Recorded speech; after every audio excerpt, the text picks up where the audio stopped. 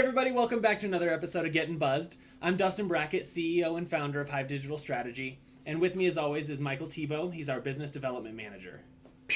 Ooh, it was like a delayed finger gun. I never know what to do with it because I feel just like I have to do it, but it is so lame. Yeah, I mean, people probably really judge you a lot. Yeah, I don't get a lot of cool points with finger guns.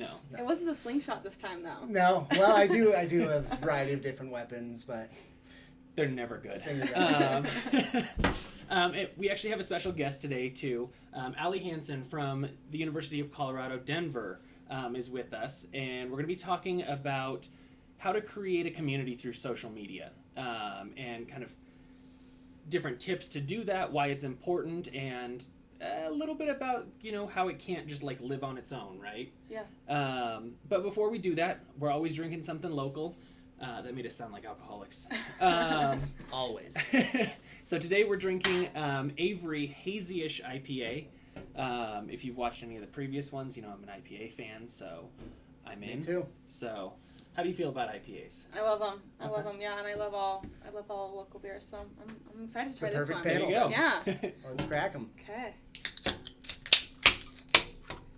Cheers. Cheers. Cheers. Thank you guys for having me. Yeah. Good as always. As and so before we kind of dive into the topic of, social media communities, and really kind of building an audience community in general, why don't you give us a little bit of background about you? How did you start working with CU Denver? Yeah. And what kind of brought you to kind of working with social media? Yeah. So I came to Colorado. I had a job in public relations. And when I was doing it, I kept trying to get my clients to do social media because I thought that they could meet reporters and get, different events through social media. Sure. But they were kind of older companies like insurance technology. Really weren't. No, I had that. 3 different levels of approvals for one tweet, and by that time, it was already done. So I started to realize how much I really liked doing that, and I started to do that more than my actual job. So I figured I should probably get a job where I am doing. I wasn't really even that good at PR. I was doing more social media. So I found this job at CU Denver, and I applied, and I was I don't have I've only been self-taught, but I really really like social media. So I got the job, and we used to do social media for CU Anschutz, the medical campus, and CU Denver. So that was what it was for a couple years, and now I just am on the Denver campus, and I've been there for 2 years now, and it's amazing. So yeah, I just do the social media for campus-wide, which there's probably hundreds of other social media accounts for the university, from the magazine to the people that are in the philosophy department, but I just do for the overall CU Denver. Okay, so, that's great. And I mean, so we work a lot in education, whether it's charter schools or universities or whatever, and it is such a big deal to kind of create that community, really regardless of the industry, but especially in EDU, right? Yeah. If you can bring people together and get people excited about that first day of school, they're going to show up. Yeah, we actually, there's tons of reports that say now this generation of students, they go to social media first to see if they want to go to a university. So they don't even, I don't know if they're totally talking to, their parents and their admissions counselors, but they're actually going to the social media platforms to kind of get a vibe of what it's like before they come here. So that's kind of why, it's really important for higher ed or, any education to have a presence there. Right. Yeah. Well, and I think, like I said, it is so vital for that industry, but I think it's important kind of across industries too. If you can create a community around your product or service or business, people are going to come back. People are going to be loyal. People are going to even, want to make that first purchase or, visit for the first time because of the buzz around the community, right? Oh yeah, there's tons of brands out there that you can get leggings from or, listen to murder podcasts. But if there's one that you feel a connection to because they've created a community, then you're more likely to, give them your money or give them your time of day on the train or whatever. So yeah, that's fun. Community is definitely important now when there's saturated markets all over. Oh yeah, and I mean, I think consumer loyalty is probably at an all-time low too. Yeah. Where it's, the next greatest thing is coming out every 5 minutes. And so, the companies that can create, or organizations that can create that community, are the ones that are going to continue to win. Mm-hmm. You know, I mean, there's a reason Apple was the first $1 trillion company. Like, Yeah. they create a community around what they're doing. Mm-hmm. So, I mean, we're talking specifically through social media, though. You know, what are some of the ways that, like, you guys have started to create a community, and, you know, what kind of impact have you seen there? Yeah, so we actually, like, even try to start a community before they even step foot on campus, because I think it's like roughly 20% of people that are admitted actually enroll at the university. So we want to, like, before they're even here, we want to get them. So we start, we have like a hashtag that we've been using for years. Like, we don't, you know, change it every campaign or seasonal. Right. We use it all the time. See You Done Said Yes, so that people start to use this, they start to share it, they feel like they can go and look at who else has been using it and be like, okay, this person's also in it, and they went to my high school, I remember them. And so that's one thing that we do, is we really use this hashtag to kind of create like a camaraderie. Then we can find it easier, and then we can like retweet this and be like, we're so excited to see you here, like, did you get all your forms like filled in, or do you have any questions about campus living or things like that? Sure. So we are like always our customer service. That's like one way that we're able to find them, through this like community that they have, through this hashtag. We're able to find them and talk to them more. And so if you create one, you can try to find them and talk to each other and things like that. And are you also kind of seeing, like, obviously, like, as a newly accepted student, like, you're probably searching out that hashtag, like, you want to see who else is tweeting about that or posting about it.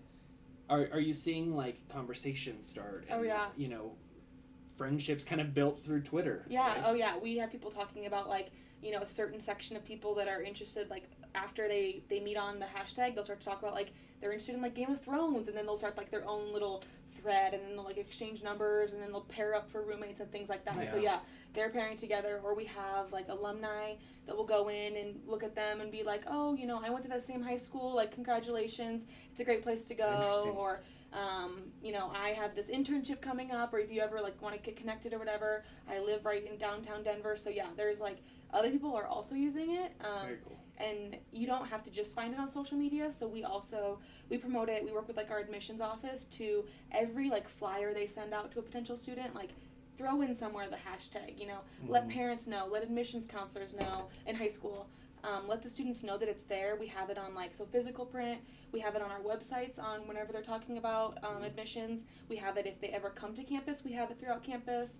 We're obviously using it all the time on social media too. We don't have, like, we just use it around Christmas or admission, and then it just drops off. Like, we use it a lot then, but then we always, like, filter it in and, like, sprinkle it in throughout the time so everyone knows it's still a thing. And just to even be like, if you're here for a while, you're still excited that CU Denver said yes, so you're still using it. So that's one way that we get them before they even come to campus. That's great. And I think one of the big mistakes that we see is, like, you know, basically every company has come up with some sort of hashtag, right? You know, regardless of what they do, like, they have a hashtag that they're consistently using, or should. Like, if you're not doing that, do that. But the problem is they think that just, like, using it in a few posts is enough. Yeah. And, like, oh yeah, we like every tweet that we send out, we use this hashtag. So why aren't people using it? Yeah. Like, that's not how it works, right? Like, you've got to use, everything's got to work together. Like, if you're trying to make something successful on social, you can't just rely on social for it. Yeah, even 2 months ago, it wasn't like a big admissions time for us. Like, it's not like a typical time when we're getting admitted students. But we just shared something of, like, sharing some of the top posts of people saying they were admitted on Facebook, which isn't some place that we usually use hashtags. Right. And we said, like, these students have been here for, I think it was like 3 months.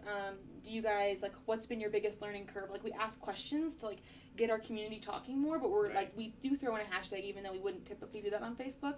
We even do share it once in a while on a platform that it's not, you know, popular. Sure. So, yeah, I think that's great. Like, even you mentioned, like, some kind of brick and mortar, like, in-person pieces, right? Like, getting admissions counselors to talk about it, and, you know, in your paperwork, and, like, all of those things, like, you have to have this kind of cohesive branding around it. Really. Yeah. And then we even have, like, in the brochures, we have, like, a little cutout, like, flat lay of, like, our little mascot, Milo, for people to use, like, share that So it's a physical print for them to share that, and it says it on it, and they can share that on social media or email if they even want to share it with us. So you're just giving them reasons to use the hashtag, right? And reasons to tag CU Denver. Yeah.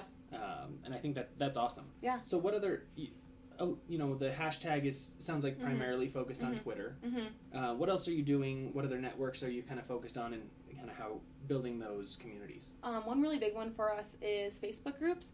So once again, before students even come here, if they're admitted, we send them an email saying, like, if you're going to come in, in the fall, here's this Facebook group or GroupMe chat to join. And so that's another huge thing that we do. And we wanted this to be like a really authentic place. So I actually have my student workers working in there because she is a student worker. Like, she knows the audience best. Yeah, right. I don't want it to be like a Big Brother, like university, like, monitoring them heavily. We do try to monitor, but we will throw in casually, have you gotten your roommate yet? We'll throw in really important dates for them, but we'll let them go off in their own conversations. And then we'll also say we're having on Tuesday, our engineering school is taking over our Instagram stories. Make sure to go check it out if you're interested in engineering.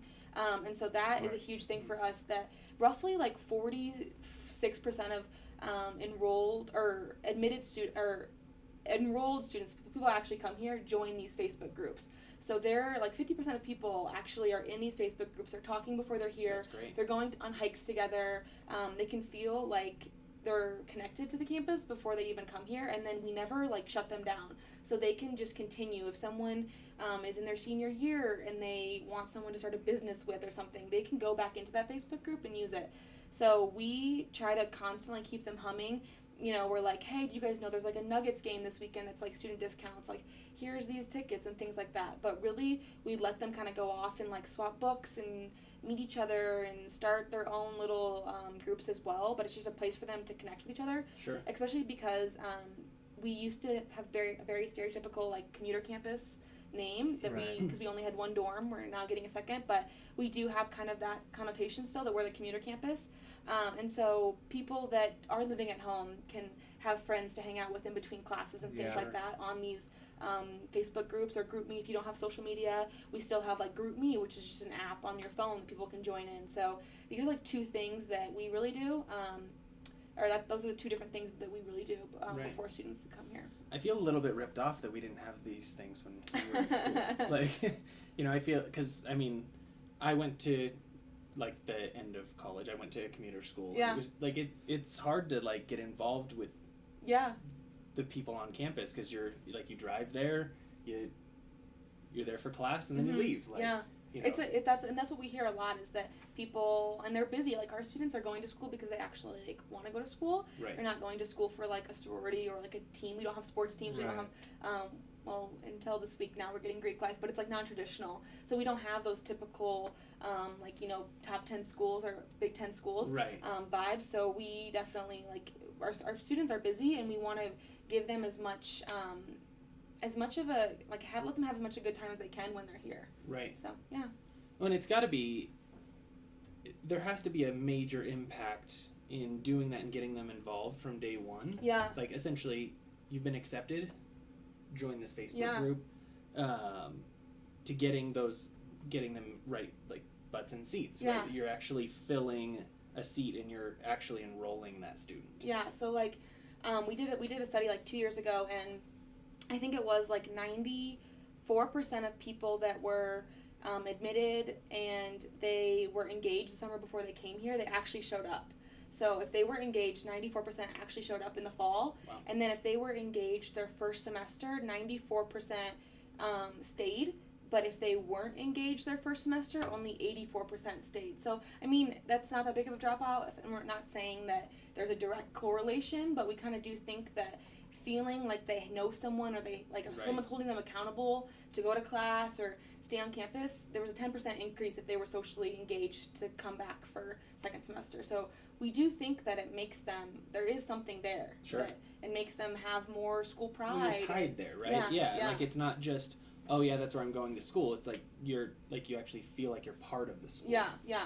And we don't have sports and something. So if someone's just starting off and they don't have a big following yet. Like, we don't have sports or like things that people like, you know, get dressed up every Friday, but Right. this is like it means something more to You them. could go to Boulder Right. games. Yeah. It's fine. Yeah, You're yeah. still part of CU. Yeah. But they can have someone to drive with to go to the Boulder games and Right. things like that. So yeah, we like them a lot. They're a beast to manage, especially with Oh, I'm sure. this generation of students. They're constantly on their phones, like at all hours of the night. I'm like, where are you? When do you sleep? But yeah, and they kind of get, sometimes the topics do kind of get off. So we definitely have like rules and regulations that we like will commonly repost in there. Be like, hey, it's been 6 months.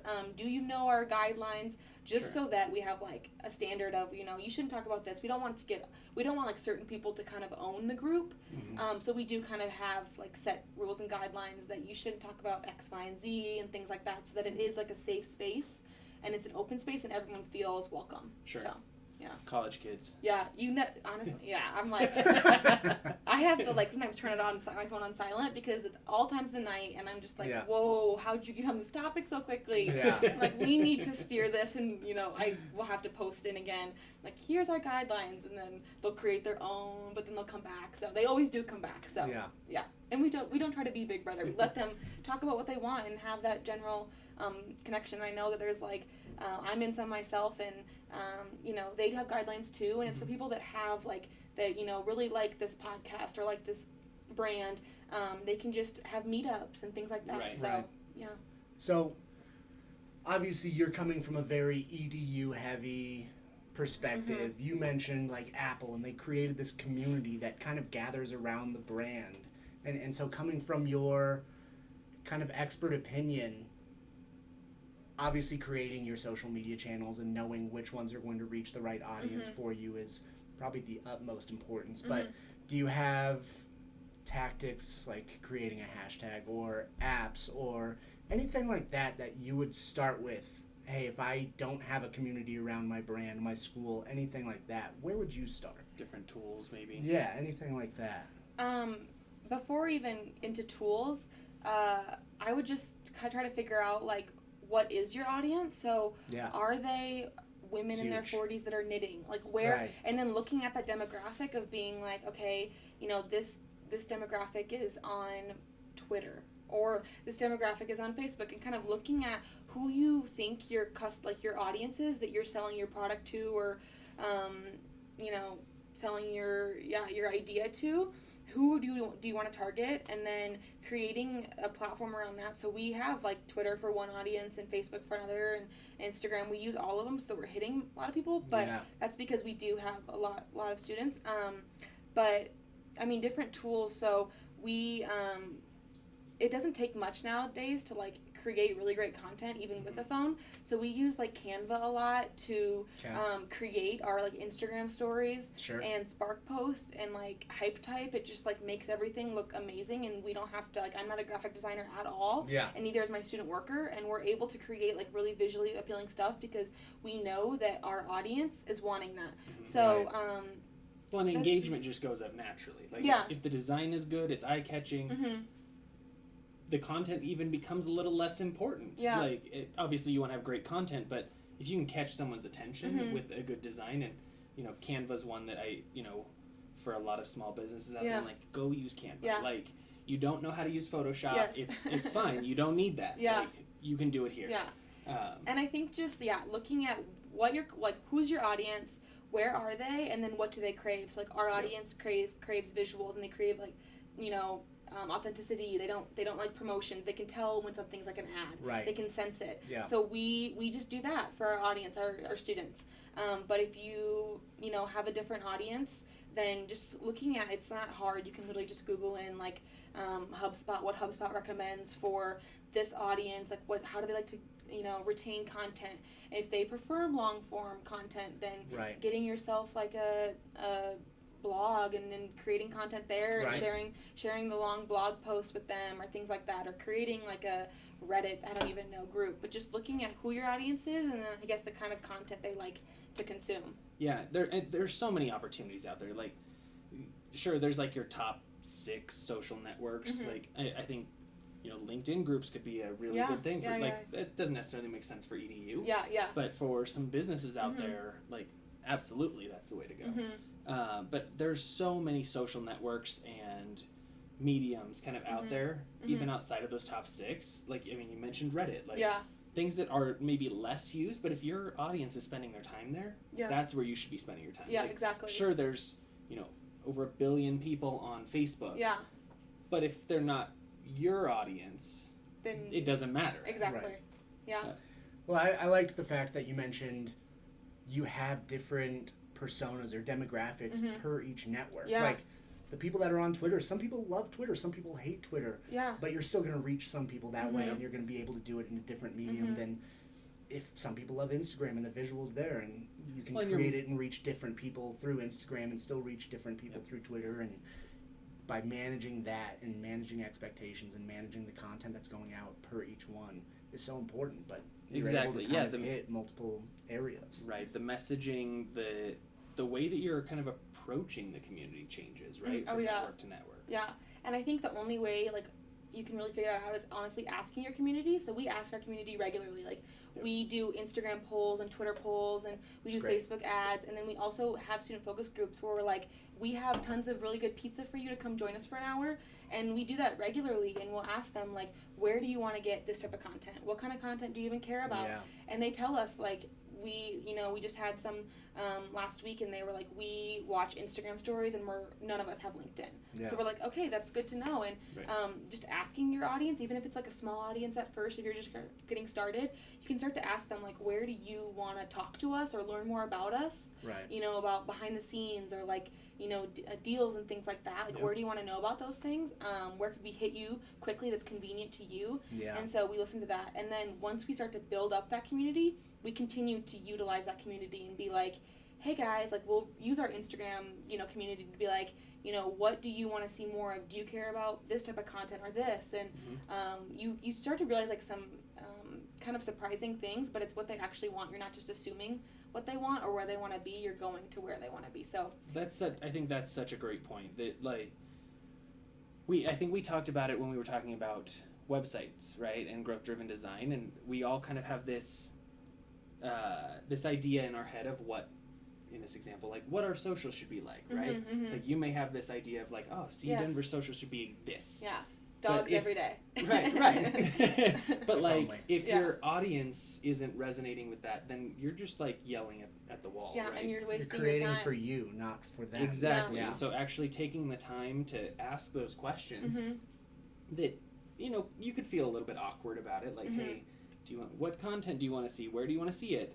But those are great questions. Like, there's so much insight there. And I would say for 98% of businesses out there, like, it would be surprising information that comes back. Oh yeah, for sure. And I think I would say don't feel awkward, because it just shows that you care and you want to spend your time giving them what they want, because you value their money and their loyalty. Don't say maybe not money, but you value their loyalty to you, and you want to repay them and give them some benefits or something like that of joining, of being a vital member of their community. So yeah, I think that's so great, and I think that it is one of those things that whether you're a small mom and pop, one person shop, or a major university, or a Fortune 500. Right. Like, you have to start building those communities and building those brand ambassadors, and the way that you're going to do that is by listening to them and giving them the platform to create their own community around you.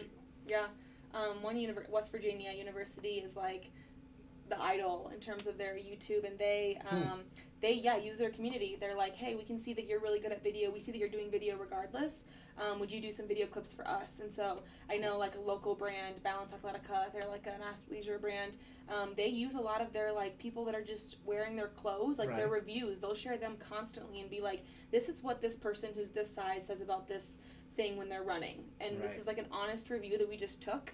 And so if you're thinking about buying this pair of X, Y, and Z, like, this is what someone who is your size says about that. So they're constantly using their community relatable, to do their work. And it's well, and it's that's the content that the community wants too. So I think that's great. So I think the last section here is how's the buzz. Awesome. So again, we were drinking the Avery Hazyish IPA. What'd you think? I there's like some notes of like, I think citrus, and Yeah. I really like it. Like there's like orange on here, so I'm guessing there's some orange in this, maybe. I don't know. It's really good, really refreshing. Yeah, I mean, it says juicy and hazy Yeah. IPA. It definitely feels that way. Like it's easy to sip. And Yeah. 7% is not bad. I wish I could There say is a this was buzz. my Yeah. first one, Okay. but I feel like that's your due to the like fact- the theme here. Yeah. Like every week you're like, yeah. this is what, like my fourth today. Yeah. Yeah, at least that you've seen. No, I like Avery. I'm a Boulder guy, and therefore I've always liked Avery and been Sure. loyal to them. But I'll drink Hazyish any day. Yeah, it's very good. So, way to go, Avery. Way to go, Avery. Well, thanks for tuning in. We'll have another episode every 2 weeks through the holidays and into 2020. Thanks for tuning in again, and make sure to like and subscribe. Cheers.